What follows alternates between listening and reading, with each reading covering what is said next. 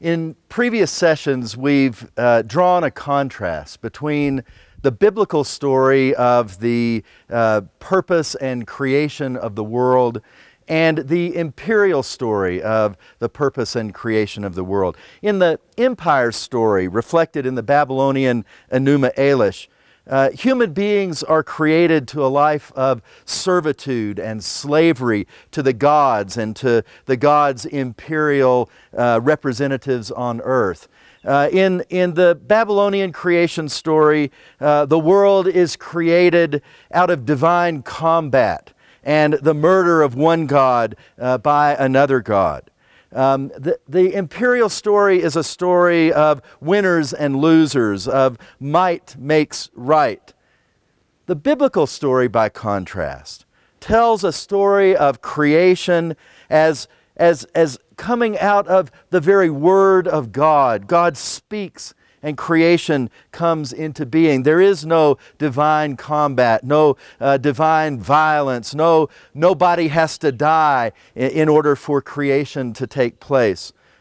Creation in the biblical version is a place of abundance, abundance for all. The world is created by God, teeming with life.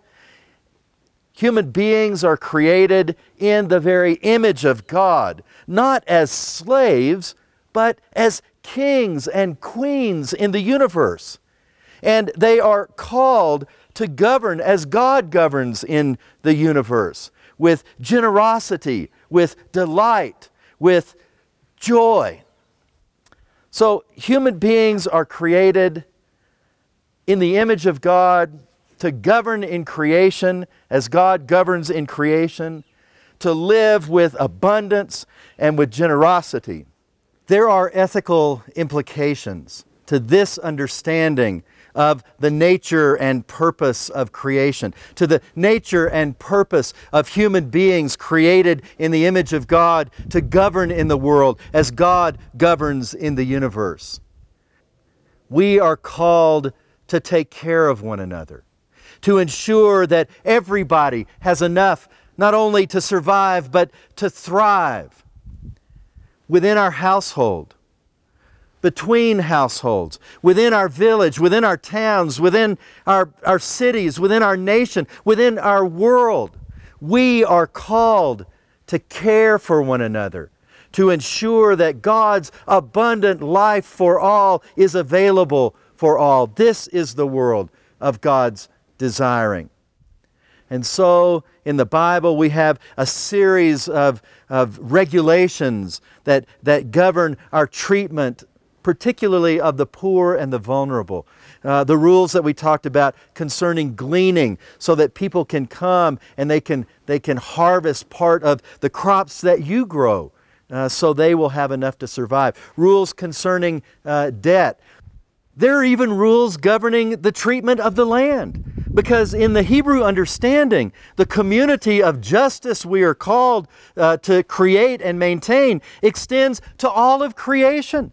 So in Leviticus 25, even the land itself gets a Sabbath. Every 7 years the land lies fallow, because the understanding of the community of justice is a universal understanding. The human community set within the context of the whole creation.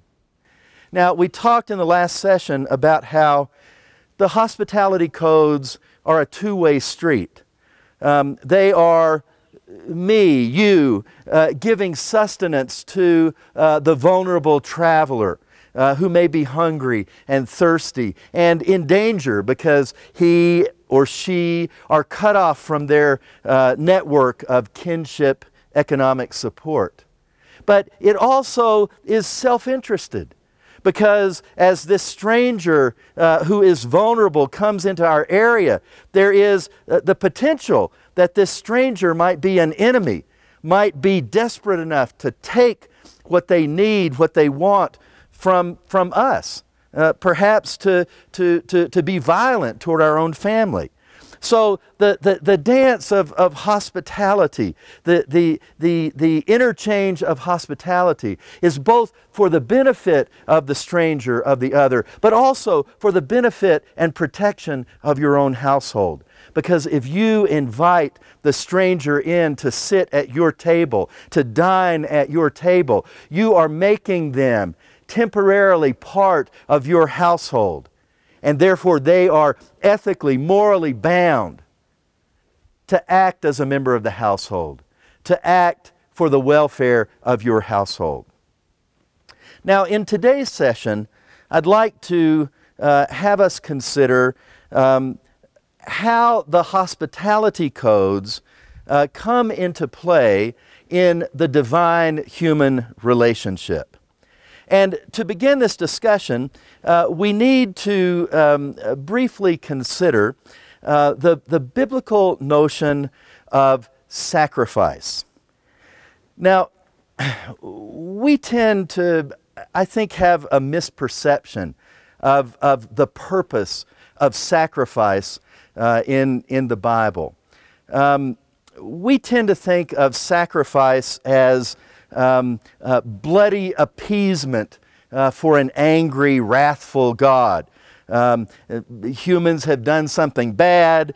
God is angry and demands some kind of blood sacrifice. And, you know, we want to avoid human sacrifice, so we kill some animal so that the bloodthirsty God will be satisfied and will get off our backs. Sometimes sacrifice does function that way in the ancient world. It functions as a kind of appeasement of the gods. But that's not the normal understanding of sacrifice in the ancient world, and it's not the understanding that we find most of the time in the Hebrew Bible. Sacrifice in the Hebrew Bible is very much related to the notion of hospitality. God is the radically other. You can't get more other than God.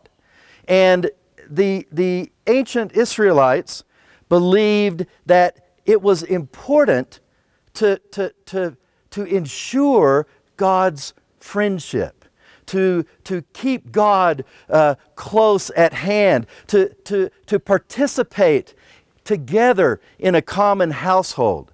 Sacrifice is not appeasement. It is a sharing of a table.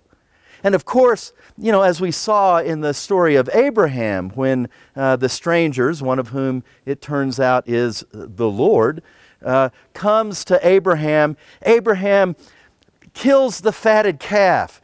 He prepares an abundance of bread and spreads this table in front of his guests.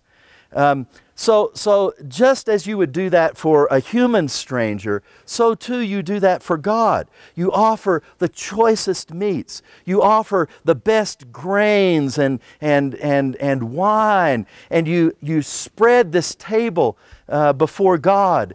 And in sharing this meal together, you and God become family, become friend.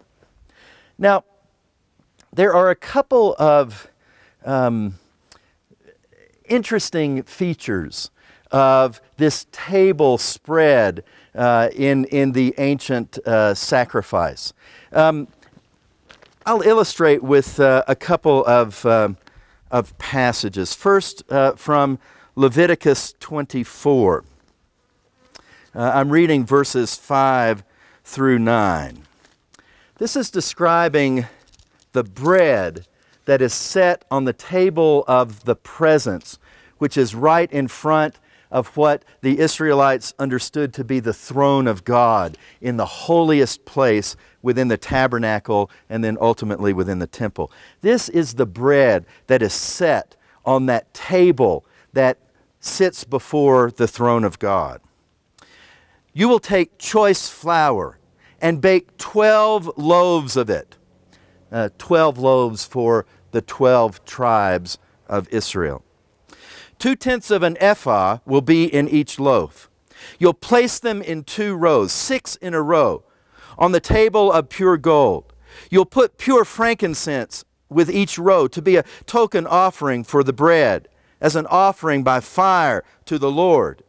Every Sabbath day, Aaron, that is the people who are the chief priests, will set them in order before the Lord regularly as a commitment of the people of Israel, as a covenant forever.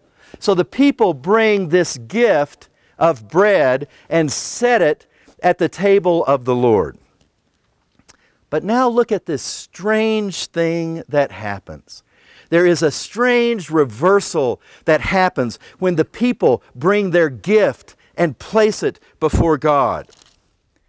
They shall be, that is, these loaves that the people through their priestly representatives have brought to the Lord, they shall be for Aaron and his descendants, who will eat them in a holy place, for they are most holy portions for God and for Aaron from the offerings by fire to the Lord, a perpetual due.